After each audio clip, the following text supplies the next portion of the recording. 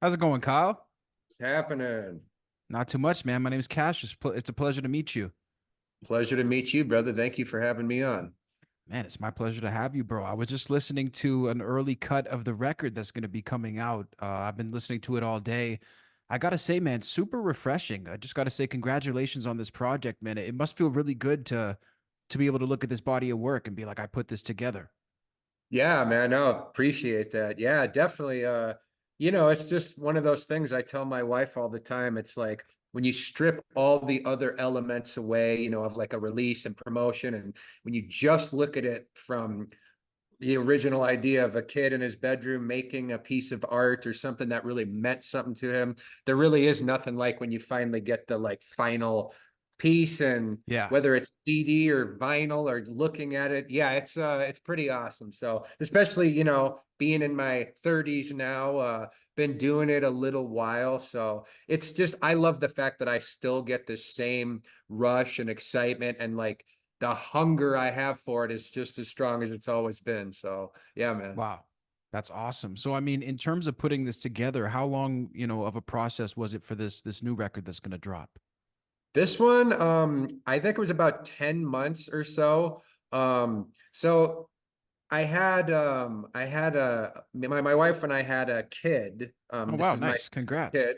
Thank you. So he's going to be 10 months old in a couple weeks. So I really started tracking and writing about a month before he was born. Okay. Just because I have like a headquarters down here where I'm at right now, recording, rehearsal, all of our equipment, merchandise, blah, blah, blah. Um, so yeah, I kind of just got into a vibe, and the title track, the song "You Can Do Better," was the first song that was put together, and it just became.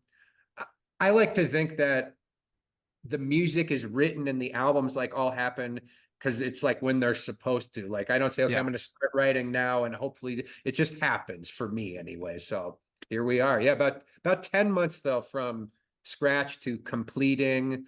And yeah, to believe that it's only a week away tomorrow is pretty incredible. Yeah. That's insane. I mean, how do you balance being creative while, welcoming a child into the world? Because, I've had friends who've had kids and they're basically retired for the first year. They don't do much of anything, which is good. I mean, but if you can balance both too, that's pretty impressive. Absolutely. Well, to give a little context, I also have another son who just turned 11. Okay. So it's interesting because when he was first born, 2013 was when my first like single actually blew up at radio. I went on my first tours, like months after he was born, all this happened. So it's crazy that he was born, and then like a month later, I went on tour for 2 months. Then I would come home, and it was hard because my dream was always to be in music and do this type of thing. And all of this stuff is happening right as, again, I was immature. I was like, in my like addictions and like partied like crazy. You know how it is, just Yeah. having fun, doing the thing out there. It was hard to balance, but I was just always so dedicated to this. It's still hard to leave, the family, especially now having another young kid who doesn't get it. It's hard, man. I mean, Yeah. especially as I got older, kind of sobered up and just had to make some changes in life. I try to prioritize things a little differently, but you do the best you can with it. And I like to just think that one day, hopefully they can see that I did this because like I would encourage them to follow their dreams, do what they love, and you know what I mean? So Yeah. I like to think of it like that for sure. Yeah. 100%. It seems to me like music, at least through what I've learned about you so far, has been somewhat of a lifeline for you. Would you say that's a fair statement to make? Probably an understatement in a way. Wow. Okay. Just because, yeah, I mean, to me, and I say it all the time, like the music is the one thing that was there for me. When I was 9 years old, my mom passed away from a heroin overdose. And there was like, I always lived with my grandparents, so I could say it was a bit of like chaotic at a young age. So I think like, what people talk about today is like childhood trauma and all this type of stuff. I think that has a lot to do with it. Just latching onto something in a creative outlet like music, where maybe that's how I like felt less alone or whatever Mhm. the case was over time. But yeah, I mean, it definitely impacts it for sure. What was So. your sort of growing up situation like before that point? Was addiction something that was rampant throughout the whole family, or was it sort of an isolated scenario? It was at the time, it was an isolated scenario. So basically, when I was born, the second I came home, I always lived with my grandparents because my mom was an addict at a young age.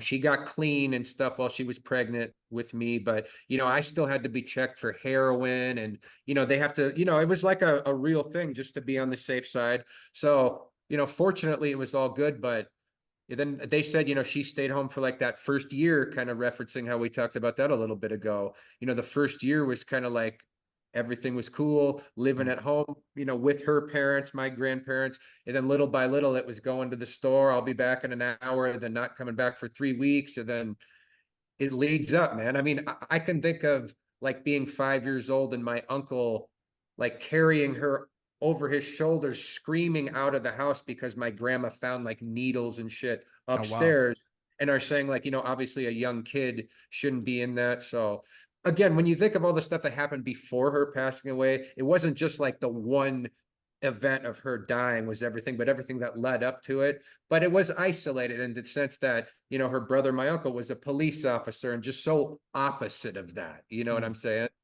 Um, and then I didn't, so just to give you a little bit of a short story here that's interesting in with this part, I never knew my father, my real father. Basically, at my mother's funeral was the first time I remember seeing him in person. Oh wow. And then he came up to see me in South Dakota, once or twice after that. And then we pretty much didn't talk for like 15 years, had zero contact.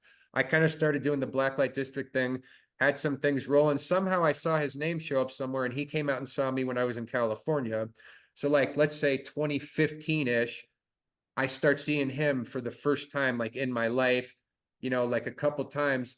And then, bro, no shit, like 2017, he literally commits suicide via Wow. heroin overdose after spending months of texting me, like, yo, Kyle, yeah, I don't want to get into it all and bring the vibe down. And I'm just trying to give a little No, context no, that I'm interested. I'm these listening. these are the things, though, that at one time in my life felt like a horror movie that was just my real life. But then on days like today, where I feel blessed that I get to come on a great show like this and talk to you about the passion and the reason why all of this came here, my whole point to that was going back to is that my album coming out next week, You Can Do Better, on May 3rd, is actually the 25-year anniversary of my mother's death. So Wow. insider term for me, the whole idea of you can do better being 25 years later. I just feel like I'm kind of at that point where I'm grateful for everything that happened because it led me to being the person I am today. And without getting too cheesy and corny, you know what I'm saying. Hey, So things become cliche for a reason, man. So I for mean, sure, man. how That's long real did it life though. that's the thing. So Yeah. how long would you say it took you to get to that point of being grateful for everything, even with all the consequences? Because I can't imagine you were, felt that way immediately. No, and still, I don't want to say that I'm grateful that anyone died or I had to No. go. I guess I mean more in terms of it teaches you so much that Yeah. I have a perspective of life that I feel could not be possible without having to experience situations like that, especially at the young age when you almost have to grow up instantly and like you're in real world shit now, kind of like, but again, being 25 years, I mean, out of all the issues that it caused me, rehabs over the years, therapies, I mean, it took decades, man. That's why now it's almost crazy to say like 25 years was really the point where I kind of just feel okay now. Like, it's hard to say, Yeah. but yeah, yeah. It definitely is That's something where, that takes time. I mean, the personal evolution, does it blow your mind in a way when you look back on your life and see how far you've come? for sure, hands down, because aside from the two major events I just told you about, those are just two milestones in my opinion of a whole like kind of story arc that had so many crazy ups and downs. But the point was for me was that the music was always the one thing, no matter if I was addicted to drugs, going through opiate withdrawals, pancreatitis from drinking years and years, or the best of times, having my biggest hits, getting 100 million streams. It didn't matter because the drug could always overtake that with that addiction and that mindset. So what I like to tell people is that it took me all this time to really just change the way I looked at it. It had to Mhm. be the way I looked at it, because those things are going to stay the same. I'm sorry if I'm kind of blabbing and going back and forth here, No, man, but I'm with you. yeah, I'm with you. yeah, for We're here sure. to break it down. So, I mean, ultimately, maybe let's unpack some of the things that you just mentioned there. So, the first song to hit 100 million streams, the first big hit, you said that was 2014. Well, I guess the 100 million streams would have came in a couple years later, but Okay. the first hit song that I had that was considered a legit hit, made me into like a national act, was probably about 10 years ago, like early 2014. So late 2013, 2014. So Okay, and that was through the Sirius Octane, correct? yes, yep. Okay, So, cool. which is a huge channel on Sirius Yeah. XM. Still today, probably the biggest for like hard rock music. Obviously, a national audience, and can really turn you into a national act overnight, essentially. And I was fortunate that that first song was such a hit up there. At the time, it was selling like 2,000 downloads a week right before streaming came in. That was kind of Oh, wow. that was considered good numbers, and That's did really about good. 100K that year when I was 22 years old as an independent artist. So it was cool to get that start kind of in the traditional way with radio and things of that nature. Right as the transition to streaming was happening, that must have been a pretty interesting time. So, how did that really affect your career trajectory that way? Well, it's crazy because there's that time in there pre-streaming, like the years we're referring to, where it was such an unknown. It was like, okay, artists are not making money, selling albums like it once was, and everyone's touring. And you know what I mean? There was that Yeah. whole, how are we gonna, everyone was worried about pirating and downloading illegally and all this kind of stuff. So when streaming, the concept of paying a monthly price and having access, I thought that was a great idea and it worked. I mean, if you really think about it, the fact that pretty much everyone has some sort of, even if it's a free account somewhere, uses some sort of streaming thing, but Yeah. you didn't really have anything to go off. So you almost had to like forge your own path in a Hmm. way, because it wasn't like, how are we going to get there? And like I had the single at Octane that did really well. And then a year or two after that, I had kind of a bit of a falling out with my label and management at the time, and basically all the momentum was cut off. I had no more funds, and it really wasn't until like my back was up against the wall of really like figuring out into some of the other things I would end up doing on YouTube and working with anime that really took things to the next level. You know what I Yeah. mean? So It it was wasn't that until you stuff. had no access. Now it's like, okay, you really have to step up if you're going to make this happen. So, For sure. So then you sort of made more of a transition into, like you said, anime. I know you're into Minecraft, Pokemon. So maybe speak to us about that sort of transition. so like coming out of the radio thing, it was more about how am I going to get this music in front of a large mass of people without having like a big budget or money to just throw at it. Yeah. And I would just go on YouTube, type in Blacklite District, and that song I referred to, the first big one, that With Me Now. There was an anime video and it had 1 million views on it. And at the time I was like, damn, like, it's cool to just see some random video. I reached out to that channel. We kind of started working together over the next few months, put out a few of these videos of my songs with his anime stuff. And we had another one or two that did 1 million views. But I kept seeing these Minecraft music videos and they would have 10, 20 million views. So again, reached out to the top few channels I could find. It just so happened that one of the top ones had heard of me through this previous anime thing. Nice. And I started working together, 5 million views in 15 days, Whew. 7 years later, 500 million streams, literally launched my career to a place that I don't think would have ever happened had I just stuck in the radio traditional, you know what I mean? Kind of like Yeah. normal way of doing things. So yeah, Man, yeah. that's super cool. And again, ahead of the curve there, because now you look at, stuff like Fortnite, it's completely music incorporated. I mean, it almost is curious to me why more of that isn't even happening now, like officially through Minecraft. I mean, could you see a time where music is more incorporated in these spaces even than it is today? I definitely think so. And I've always thought that if the fact that I was able to turn essentially a kid at the time in a small town in the middle of nowhere America into 500 million streams and, closing in on $1 million in streaming revenue.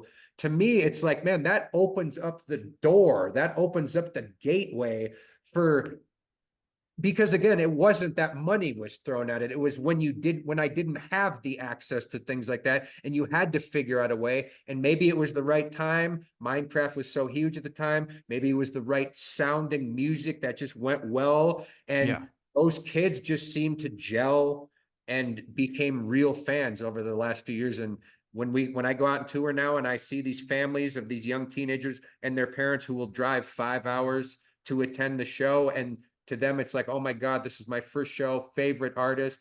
Like, again, it may not be a list, like an Ozzy or that top level, but again, to me, I feel like it's like this small kind of underground thing, but those are the types of fan bases that one day could potentially lead into like a legendary status, possibly. You know what I mean? Like absolutely, the totally. Yeah, niche I on. mean, you got to build Yeah, it person by person, each relationship, right? And I mean, I almost would argue that there's something so beautiful about that because I mean, you look at a guy like Ozzy Osbourne. How many of his fans has he met outside of meet and greets in the last 30 years? I mean, when you have that many fans, you almost don't really get to even connect with them. So it's sort of, I feel like it's a much different experience in a positive way. absolutely. So again, it's cool you mentioned that, because so a week from today, I have an event called the Red Carpet Tour happening, Yes. which so we're starting in Madison next week. And the whole concept of this tour is based around these fans, because we went kind of back to the drawing board and not so much going into clubs, but we're renting like American Legion halls, like Mm. kind of going old school, because every show, the doors open at 5 p.m. The show happens at 6 p.m. You walk in, you're literally greeted with a red carpet entrance. We'll do a meet and greet photo op with the band afterward. I have vintage gaming stations that'll be set up where literally these kids can come in and play like Sega Genesis and That's so PS cool. games. And you know what I mean? Just trying to make it an immersive experience, because we know the fans are so young and their parents drive them in, hence the early start times, people driving in. So we just really tried to cater to that. And again, when you have 50, even just 50 of those kids come out, you feel like you're in front of 5,000 people, because they know every word to every song. They Yeah. are like turning red to meet you. Their parents say, man, you have no idea how much this and that. So to me, that's just the winning part. When you strip all the other shit away, that's the best, because you know that how like an Ozzy impacted me as a young kid dealing with my shit. To think that my music's out there impacting someone in that way, I couldn't be anything but It's grateful. huge. Yeah, Absolutely, man. Continuing that legacy of the music, in and of itself, it just continues.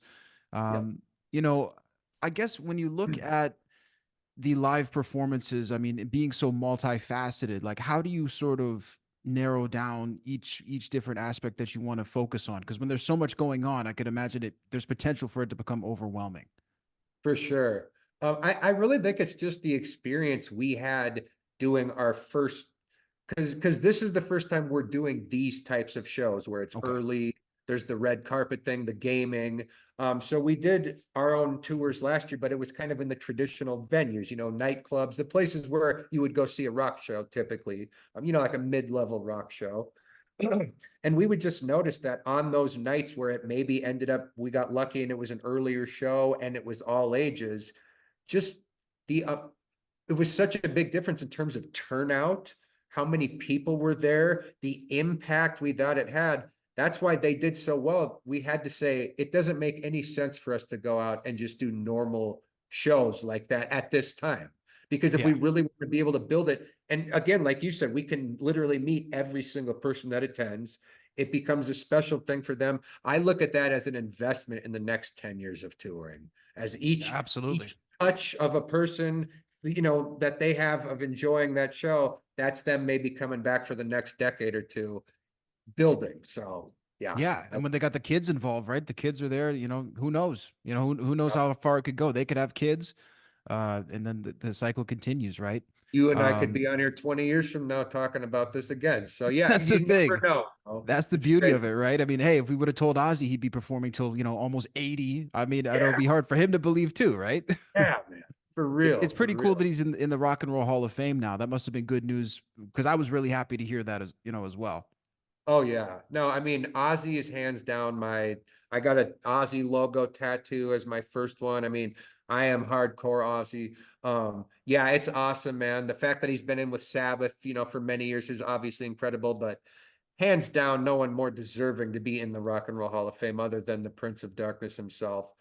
Obviously with the help of Zakk Wylde and Randy Rhoads and just the lineage of superstars really that he helped create with that whole almost universe, if you think about Yeah. it, the universe of all that stuff. It's incredible, man. Really is. Ozfest. I mean, it just goes on and on, right? I'd imagine you've seen him a number of times. Yep, yep. I got to see him 3 times. I wish there was a little bit more, but just I got to meet him one time in California Wow. at a book signing, a real brief type thing, but Sure. just the fact that I got to be there, and there's not many people. I've met quite a few like bands and artists I've looked up to, but Ozzy is one that's like wow, like you just feel like it's almost methodical at this point, Oh you my know. God, it's hard to believe he's even a real person. I've seen him. I've seen Sabbath 3 times. I never got to see Ozzy solo though. So, Dude, I never got to see Sabbath, bro. oh wow, there you go. Decent, wow. The So we've opposite. seen him 3 times opposite. Crazy, man. Yep, That's yep, funny. yeah. So maybe jumping back to, you mentioned obviously the big success with the downloads, the radio single, then you have big success with streaming and the animation space. How are you managing all of these things at that point during like active addiction or were I guess I should were you in active addiction at this point? You know, early, I mean, basically, yes, because the early part, like these early years, it was just replaced with drinking instead. So I didn't feel it was that big of a deal because I was just in clubs. But you know how it goes. I mean, we're throwing down hardcore. Everything's free, on these tours. And so you don't really think much of it, but then you end up coming home and like no one wants to party. So I'll sit there and drink half a gallon of whiskey by myself every night. And those just behaviors you start bringing it home. That's kind of what led to the alcohol-induced pancreatitis, which I had 3 times. Very painful. So you go in the hospital about a week or so, and I did three of those in a year. And again, every time you're in there, you have to be put on opiates and painkillers. And they would stress like, you cannot drink anymore. The pancreas is not taking it well, and it's very serious.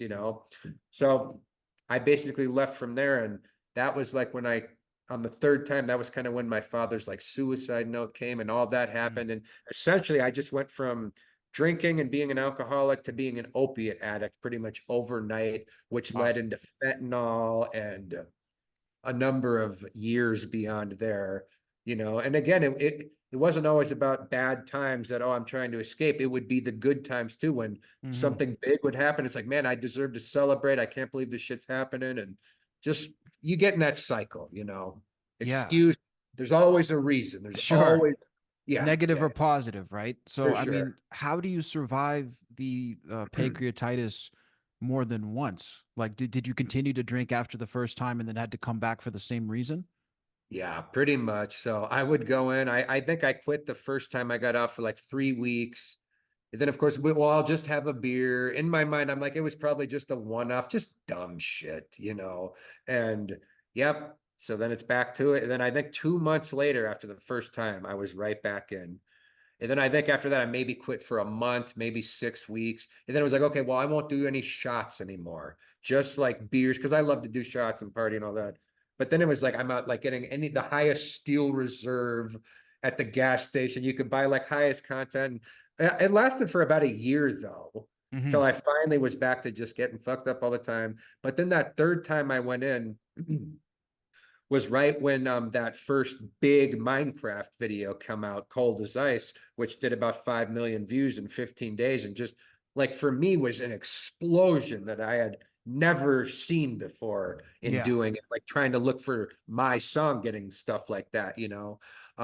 But yeah, going to the hospital and just on that third time, the pain was so great from the pancreatitis. It felt like, bro, if you take a fucking, excuse my language, sip, Sure. you're gonna die right now. And Wow.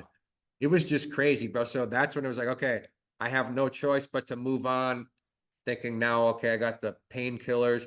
But again, I never lost my work ethic, aside from, tons of hungover days of lost production, but my drive was always there for the music. So I'm fortunate I had that. And of course, surrounding yourself with a bit of a team, people that help you behind the scenes. I've always had managers and blah, blah, blah. So there's help for sure, Sure, there's help there. But yeah, I mean that's insane that you went through that because that was going to be my next question about the pain. I remember reading Duff McKagan's book, and the opening of his book, he says he told the doctor to kill him when he went Yeah. through that same thing. So I mean, this it's no joke. So it takes a lot to overcome that, man. Yeah, no, it's no joke. I'm really glad you referenced Duff because when it happened to me, he was kind of one of the only stories I could find that was the same thing. And again, it's going back to what we talked about earlier about, not feeling alone and finding that way. And it's painful, bro. I think it built up for me because, like I said, that third time was the absolute worst where it was so bad where it's like you feel like there's no way you could survive this. Like, Yeah. you know what I mean? So that's when I decided it wasn't worth it. Plus, another fact I already mentioned when we first started, how my parents are both deceased. I have a little son at the time, 4 or 5 years old when this is happening. And it's just like, man, what are you doing? And again, it went on for years and years beyond that with the fentanyl up until about 3.5 years ago. But I like to think I'm in a much better place now, 6+ years out from drinking, 3.5 years from being addicted to opiates. And again, man, I like to think I'm in a better place and moving forward and putting, because man, life is so short, again, not to be so cliche and Hey, cheesy, man, but it's true. It's real definitely talk, very man, true. real talk. I just want to take advantage for sure. And I think a So lot of people will get, they'll take something from this story here today. So I appreciate you sharing for it for sure. them. And again, even if it's one person that's affected by it, like Exactly. I said earlier, that's a win to me. So, yeah. Exactly. Oh, So, yeah. in terms of listeners, what can people expect from the new album You Can Do Better in terms of content, in terms of sound? Like sonically, there's a lot of interesting stuff going on. And I'd also wonder what sort of genre would you consider this record? Like, just give us sort of an idea of the whole project. I wish I could have a specific genre thing because believe me, I try, man. Yeah. But there is so much, different stuff on there. I like to think at its core, it's definitely a rock. It's rock and roll. It's hard, whatever you want to call it. That bass to me is there. Maybe not necessarily as much as that it's the guitar, but to me, it's the vibe. It could be a heavy vocal melody over a hip hop beat that to me is still just as heavy as the guitar song is. Yeah. The vibe of it. So I like to think that it's dark, it's real, and it's that kind of I, there's just always certain things in songs that always hit me and make me like the goosebumps come up. And I Hmm. think just over the years of coming up, I tried to write in that kind of vein of like these epic kind of like anthemy, but yeah, there's hard rock stuff. There's a little bit of hip hop in there, a little bit of pop in there. To me, it's always about the song. So a good song is a good song, regardless of what it's kind of sung over, if we're looking at it from that perspective. But if people love like Zach Wild and guitar stuff like we're talking about, my guitar player Justin Sunderland kills it with some of his stuff on there. Yeah. Um, I just like to think it's a guy who's been doing it for a while now and has a bit more knowledge and knows more what I am these days, I Yes. guess, What do so. you listen to like typically? Do you mostly listen to rock or is it like a wide variety, kind of like the influences in the music? It's a wide variety. When I was a Yeah. young teenager, I was rock and metal only. Like you would never hear me not listening to Metallica or something like that. Same here. Yeah, yeah. Really in the last like even in my like mid 20s, I just started opening up. I had for some reason a random phase with like some of the SoundCloud rap stuff, Juice World, XXX Tentacion. Yeah. I mean, a lot of that whole scene. Um, I loved things like Linkin Park and yeah, I listen to so much more to classic oldies and 60s R&B type songs. And I just, again, it always goes back to if it gives me that vibe, it doesn't matter what the genre is because it's a good song. And you know what I'm saying? You can recognize the realness, so to speak.